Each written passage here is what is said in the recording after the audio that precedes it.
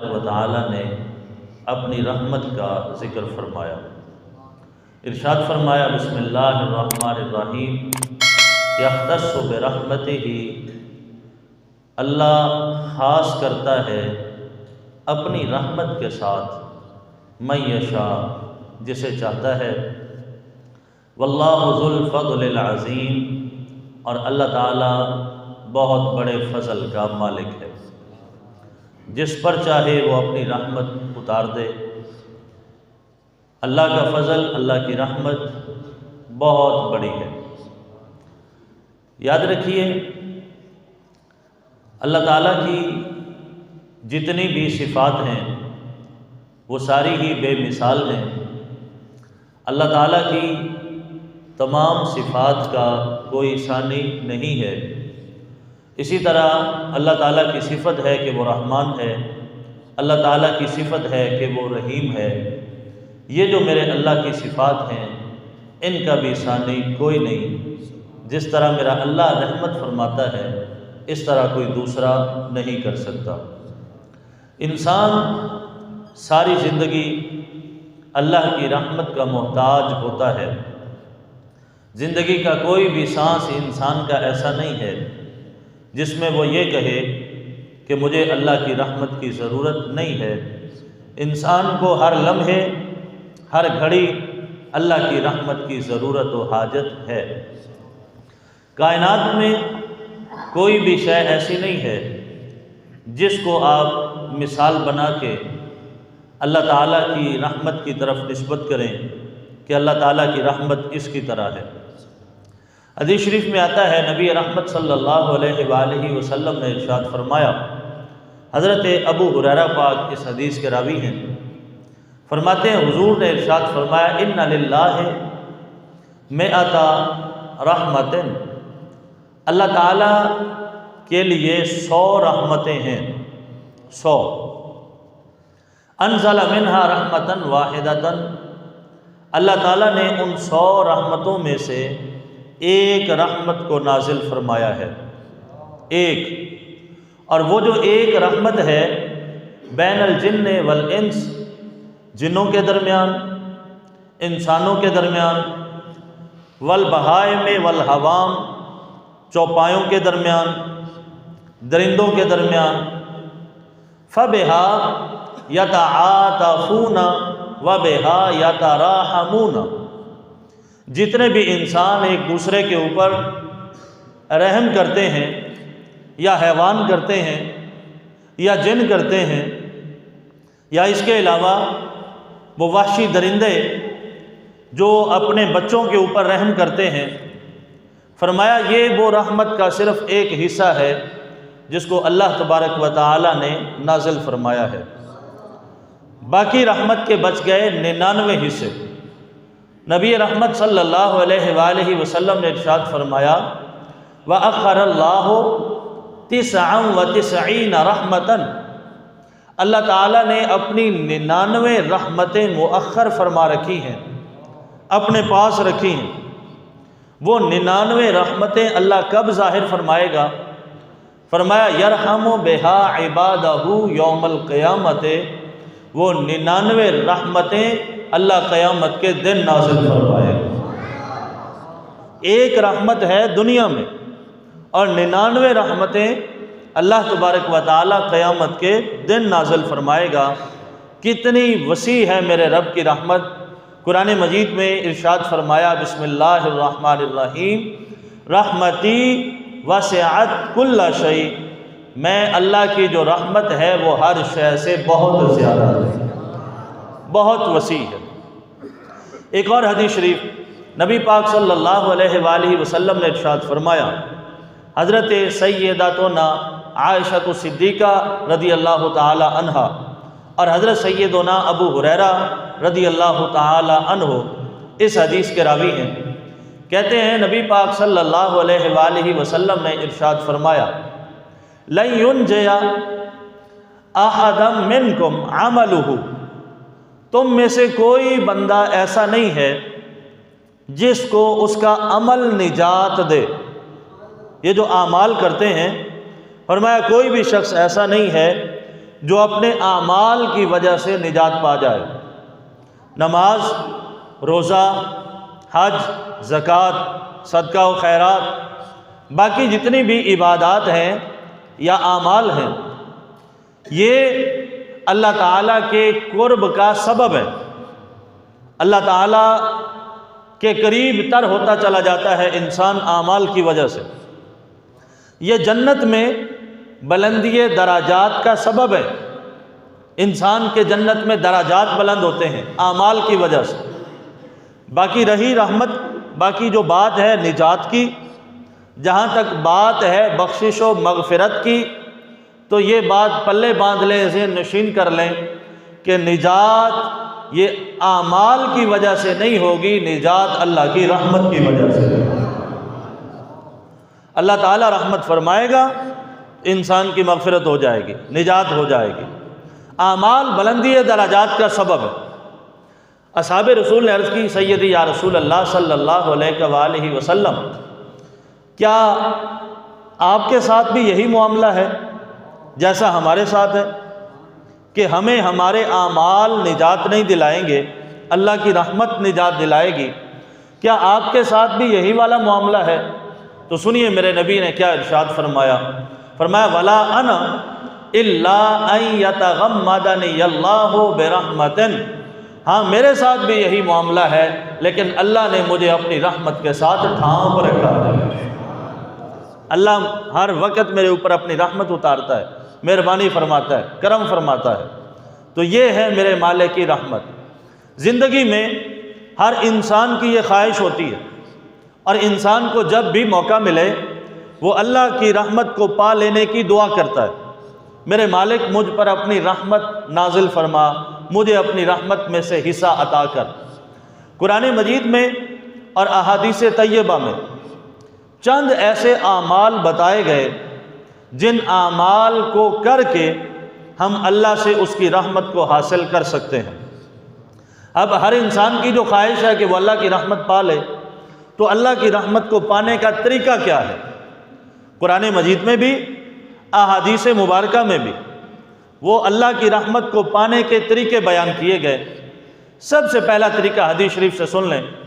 نبی پاک صلی اللہ علیہ وآلہ وسلم نے ارشاد فرمایا، اور یہ حدیث بخاری شریف میں حضرت سیدنا جابر رضی اللہ تعالی عنہ کی روایت سے موجود ہے۔ فرماتے ہیں کہ حضور نے ارشاد فرمایا، رحم اللہ رجلا سمحا اذا باع واذا اشترى واذا اقتضى، فرمایا کہ اللہ اس بندے کے اوپر رحمت نازل فرمائے جب وہ کوئی چیز بیچتا ہے یا کوئی چیز خریدتا ہے یا کسی سے کچھ لینا ہوتا ہے۔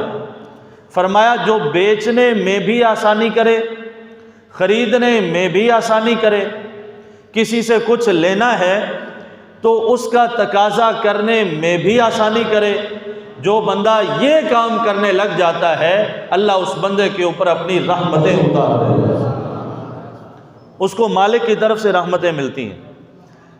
کب؟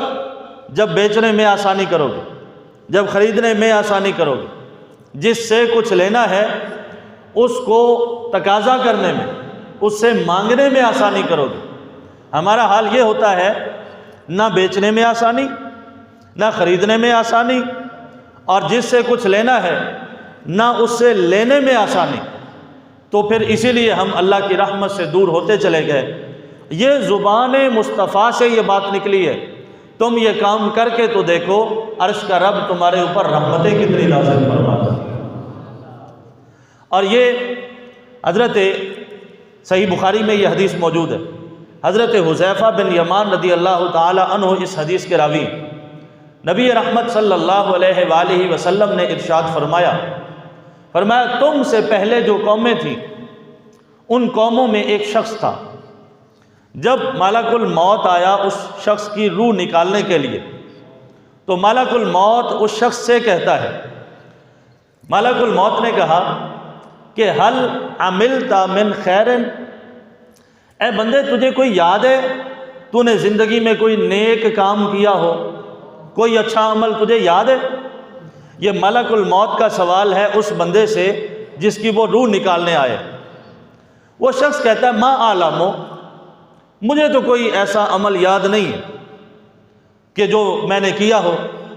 ملک الموت نے کہا انظر، تو ذرا غور تو کر، سوچ لے، ہو سکتا ہے کوئی ایسا عمل ہو جو تو کرتا رہا ہو، ذرا سوچ، غور و فکر کر۔ اب وہ شخص جس کی موت کا وقت آ چکا تھا وہ کہنے لگا جناب ما اعلم شیئا غیر انی کنت ابایع الناس فی الدنیا واجازیہم فانذر المؤسر واتجاوز عن المؤسر۔ کہتے ہیں یہ ایک عمل مجھے یاد ہے کہ جب میں نے کسی سے کچھ لینا ہوتا تھا، اگر وہ شخص خوشحال ہے تو میں اس کو مہلت دیتا، میں اس پر آسانی کرتا کہ جب آسانی کے ساتھ یہ دے دے گا ٹھیک ہے دے دے گا، میں اس کو مہلت دیتا، وقت دیتا، ٹائم دیتا۔ اور اگر ایسا ہوتا کہ میں نے جس سے کچھ لینا ہے وہ شخص تنگ دست ہے، وہ جلدی سے ادا نہیں کر سکتا، تو بس یہ میرا عمل تھا۔ کہتے ہیں کہ میں اگر دیکھتا یہ تنگ دست ہے تو میں اس بندے کو معاف کر دیا کرتا تھا کہ یہ ادا نہیں کر سکتا، میں اس کو معاف کرتا ہوں۔ تو ملک الموت آپ نے کہا کہ پھر بات یہ ہے، یہ تیرا عمل کوئی چھوٹا عمل نہیں، یہ بہت بڑا عمل ہے، یہ جو تیری نیکی ہے یہ بہت بڑی نیکی ہے۔ کہا اللہ نے تیری اسی نیکی کی برکت سے تیری بخشش فرما دی ہے، جنت میں تیرا داخلہ پکا کر دیا۔ تو یہ اللہ کی رحمت لینے کا ایک سبب ہے، لوگوں پر آسانی کی جائے، نرمی کی جائے، رواداری کا مظاہرہ کیا جائے اور جلدی نہ کی جائے، جلد بازی نہ کی جائے، لوگوں کے لیے مشکلات نہ پیدا کی جائیں۔ ایک دوسرا سبب نبی پاک صلی اللہ علیہ وآلہ وسلم نے ارشاد فرمایا اللہ کی رحمت کو لینے کا دوسرا سبب کیا ہے؟ فرمایا وہ صبر ہے جو اللہ کے لیے کیا جائے۔ اور یہی بات حدیث شریف، یہی بات قرآن میں بھی موجود ہے۔ بسم اللہ الرحمن الرحیم فرمایا وبشر الصابرین، جو اللہ کی رضا کے لیے صبر کر جاتے ہیں میں اللہ ہو کے ان کو مبارک دے رہا ہوں، ان کو خوشخبری دے رہا ہوں۔ اور یہ مسلمان یہ بات اپنے دل و دماغ میں بٹھا لے، ہو مسلمان اور اس پر آزمائش نہ آئے، ہو مسلمان اور اس پر امتحان نہ آئے، ایسا نہیں ہو سکتا۔ خود قرآن میں یہ بات موجود ہے۔ بسم اللہ الرحمن الرحیم، سبحان اللہ کہو ذرا محبت کے ساتھ۔ فرمایا احسب الناس، کیا لوگ یہ گمان کرتے ہیں ان یقولوا آمنا، یہ کہ وہ کہیں گے ہم ایمان والے ہیں، ایمان کا دعویٰ کرتے ہیں، وَهُمْ لَا يُفْتَنُونَ، اور ان کو آزمایا نہیں جائے گا۔ فرمایا یہ لوگوں کا وہم ہے، یہ لوگوں کا گمان ہے، ایسا بالکل نہیں ہو سکتا۔ جو ایمان کا دعویٰ کرے گا اللہ فرما رہے ہم اسے ضرور آزمائیں گے۔ وَلَقَدْ فَتَنَّ الَّذِينَ مِن قَبْلِهِمْ، ضرور ہم نے آزمایا ہے ان لوگوں کو جو تم سے پہلے تھے۔ میرا مالک آزمانے میں حکمت کیا ہے؟ فرمایا فَلَيَعْلَمَنَّ اللَّهُ الَّذِينَ صَدَقُوا وَلَيَعْلَمَنَّ الْكَاذِبِينَ، تاکہ ہم دوسروں کے سامنے یہ بات ظاہر کر دیں کہ ایمان کا دعویٰ کرنے میں جھوٹا کون ہے، ایمان کا دعویٰ کرنے میں سچا کون ہے۔ جو مصیبتوں پہ، تکالیف پہ واویلا کرے، اللہ کے شکوے اور شکایتوں پہ اتر آئے، وہ ایمان کا دعویٰ کرنے میں جھوٹا ہوتا ہے، اور جو مالک کی رضا سمجھ کے صبر کر جائے وہ سچا ہوگا۔ آزمائش انسان کے لیے لازم۔ پارہ نمبر 2 سورہ البقرہ، اللہ کا سچا قرآن، بسم اللہ الرحمن الرحیم۔ قرآن سے پیار کرنے والے پھر سبحان اللہ کا ذرا۔ وَلَنَبْلُوَنَّكُمْ، ہم تمہیں ضرور آزمائیں گے، بے شیء چند چیزوں کے ساتھ، من الخوف، کبھی خوف دے کے، والجوع، بھوک کے ساتھ، ونقص من الاموال، مال کی کمی کے ساتھ، والانفس، جانوں کی کمی کے ساتھ، والثمرات، پھلوں کی، اولاد کی کمی کے ساتھ۔ کبھی انسان اپنا امتحان دے رہا ہے، کبھی اولاد کا امتحان، کبھی تنگ دستی آ گئی، یہ امتحان۔ مومن کی ساری زندگی آزمائش میں اور امتحان میں گزرتی ہے۔ آگے اللہ نے فرمایا کہ جو اس آزمائش کے اوپر پورا اتر جاتا ہے نا، وَبَشِّرِ الصَّابِرِينَ، صبر کرنے والوں کو پھر خوشخبری ہے، ان کے لیے مبارکبادی ہے۔ آگے سنیے گا جو جملہ میرے عنوان کے ساتھ تعلق رکھتا ہے کہ وہ کون سے کام ہیں جن کے کرنے سے اللہ رحمتیں نازل کرتا ہے۔ فرمایا اولئک علیہم صلوات من ربہم ورحمہ، یہی وہ لوگ ہیں ان کے اوپر اللہ کی طرف سے سلام بھی آتا ہے، اللہ کی طرف سے رحمت بھی آتی ہے۔ یہ ایک عمل ہے جی، آزمائشوں کے اوپر صبر کر جانا۔ اگر چاہتے ہو کہ مالک کی رحمتیں ملیں تو پھر صبر کرنا پڑے گا، ہر حال میں اللہ کی رضا پہ راضی رہنا پڑے گا۔ یہ اپنے من کو سمجھانے والی بات۔ اور آج دیکھیں پوری دنیا میں اتنی ترقی کر جانے کے باوجود ہمارا ملک تو چلو ایک غریب ملک ہے، اس کی کوئی وجہ کوئی نہ کوئی ہوتی ہے۔ ترقی یافتہ جو ممالک ہیں، بہت امیر ترین ممالک ہیں، اب وہاں کے رہنے والے وہ بھی خودکشیاں کرنے لگ گئے۔ اور یہ بات اگر کوئی یہ کام اگر کوئی کافر کرے تو کسی حد تک عقل میں بات آتی ہے کہ کافر کو تو اللہ کی رحمت کی امید ہے ہی کوئی نہیں، وہ تو نا امید ہے، نا مراد ہے۔ اور مسلمان کو تو کہا گیا لا تقنطوا من رحمت اللہ، کبھی اپنے رب کی رحمت سے مایوس نہیں ہونا، نا امید نہیں ہونا۔ اب خودکشی کر کے، اپنی جان کا خاتمہ کر کے، اپنے آپ کو ختم کر کے، اب وہ اللہ کی رحمت سے ہمیشہ کے لیے دور ہو جاتے ہیں ایسے لوگ۔ اگر مسلمان اللہ کی رحمت کے اوپر امید رکھتا ہے، اس کو یقین ہے کہ میرا رب رحیم ہے، میرا رب رحمان ہے، تو پھر وہ حالات سے تنگ آ کے یہ کام کیوں کرتا ہے؟ پھر وہ یہ قدم کیوں اٹھاتا ہے؟ ایک ہمیں تو اس سے بھی منع کیا گیا کہ تم موت کی تمنا کرو، موت مانگو اللہ سے، ہمیں تو اس بات سے بھی روکا گیا ہے، اس بات سے بھی منع کیا گیا ہے۔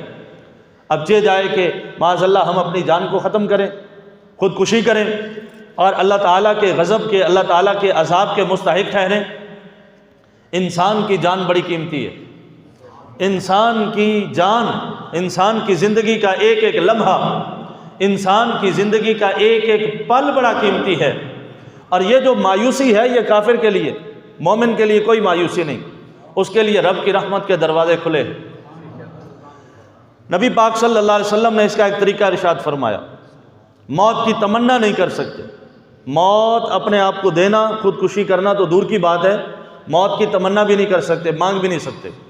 اس کا ایک طریقہ ارشاد فرمایا، لا یتمنین احدکم الموت، تم میں سے کوئی بھی بندہ موت کی ہرگز تمنا نہ کرے، اللہ سے موت نہ مانگے۔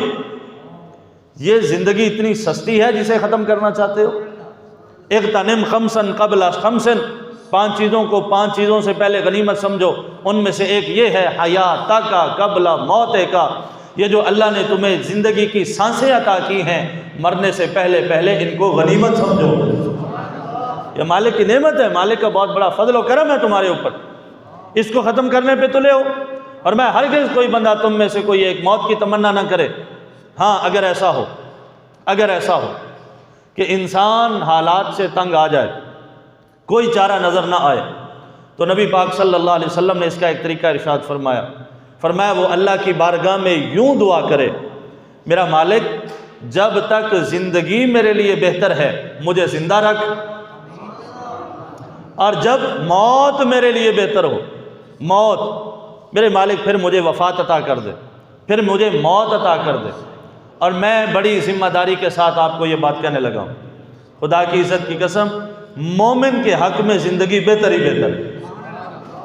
اب مومن کی 2 ہی صورتیں ہو سکتی ہیں، نمبر 1 وہ گناہ گار ہے، نمبر 2 وہ نیکوکار ہے۔ اگر زندگی لمبی ہوگی تو اس کی نیکیوں میں اضافہ ہوگا، اور اگر گناہ گار ہے